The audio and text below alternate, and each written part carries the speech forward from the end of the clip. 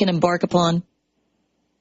Well, I think the idea that the government creates jobs is a faulty idea, but the government can have a lot of impact on the environment where people make a decision whether they want to create a job or not. We need to be focused on private sector job creation. It needs to be the number one domestic priority. I don't think we're at a point where you get that by the government thinking it can spend money and make that happen, as opposed to the government trying to create more certainty in the marketplace. So the president last week, for whatever reason, walked away from the new ozone standards that, by the way, might have affected Kansas City in a significant way. And why did he do that? Because the president finally just made the decision that, wait, regulation and uncertainty about the environment people are creating jobs in makes them hesitant to do that. So I think the president set a pretty high bar for himself, Ellen, by calling a special session of Congress.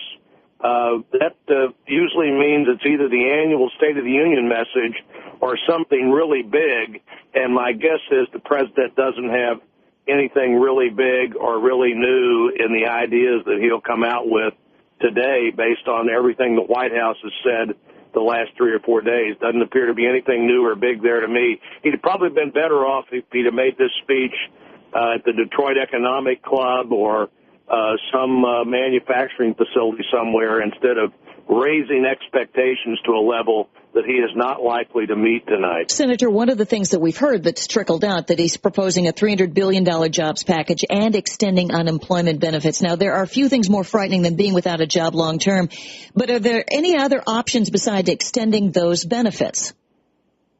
Well, it's just more of the same. I mean, the unemployment benefits, are we going to make unemployment a permanent benefit if you lose a job?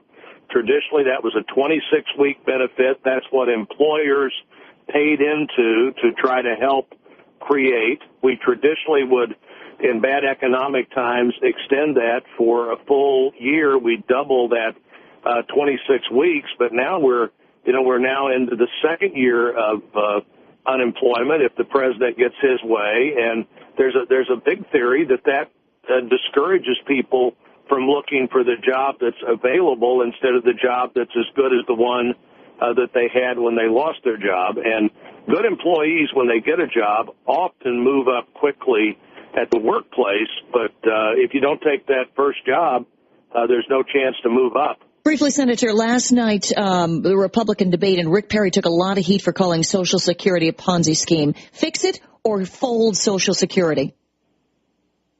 But what was the question, Ellen? I'm sorry. Well, Rick Perry has taken a lot of heat for calling Social Security a Ponzi scheme. Do we fix it, and briefly how, or do we fold it?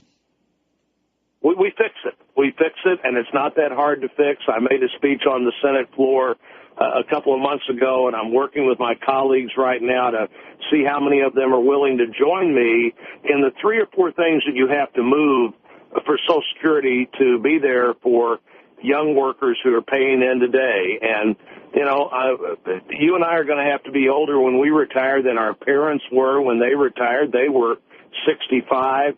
I think the retirement today is 66 and some months. By 2022, it'll be 67.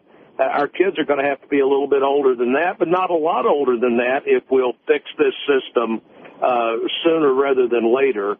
It's the retirement age. It's how you calculate the cost of living annual adjustment. It's things that won't affect people who are near retirement today. But this system needs to be fixed, and it is one of the components of successful retirement, though Social Security was never designed to allow you to live when you're retired like you lived when you were working. Senator, we'll be looking for the details tonight in the president's speech. Thanks so much for joining us.